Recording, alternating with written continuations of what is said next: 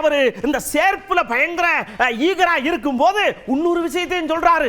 எங்க ஐயா இருக்கிற வரைக்கும் எனக்கு அவர் ஐயா, அவர் தான் தலைவர். அதுக்கப்புறம் பாருங்க எங்க சின்ன ஐயா தான் உயிர் மூச்சா, அவரை அப்படியே நான் மேல கொண்டு போய் அவரை பதவியில உட்கார வைப்பேன் அப்படின்னு மூச்சு வாங்கி பேசுறாரு. நான் மீண்டும் சொல்வது 1988ஆம் வருடம் மருத்துவர் ஐயா என்ற ஒரு தலைவனை சேலம் 4 ரோட்டில் எங்கள் அப்பா காட்டுறாரு.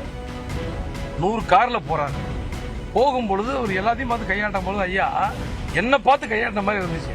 அப்போ என் மனசு சொல்லிச்சு, இந்த தலைவர் மாபெரும் தலைவர், நம்ம அருள்னு பேர் சொல்லி கூப்பிடணுமே ஒன்று ஏக்கம், ஒரு ஆசை. அந்த ஆசையை 91 நிறைவேற்றிட்டான். ஒரு சேலத்தில் மாநில மாணவருடைய மாநாடு போட்டோம். அதில் ஐயா என்னை பற்றி பேசிட்டாங்க. அன்னைக்கே அந்த எண்ணம் ஆசை நிறைவேற்று. அதுக்கு பின்னாடி பல பதவிகள், பல பொறுப்புகளை தந்த ஒரு மகத்தான தலைவர் இவரை விட்டுட்டு நான் வேற யாராச்சும் ஒரு தலைவரை தேடினால் நான் இரட்டை வேடம் போடுவதாக அர்த்தம். என்றைக்கு 1988ஆம் வருடம் யாரை தலைவராக ஏற்றானோ அவர் வழியிலே என் உயிர் இருக்கிற வரைக்கும் ஐயா அவர்களை தொடர்ந்து எனக்கு தலைவர் எங்க சின்னையா தான்.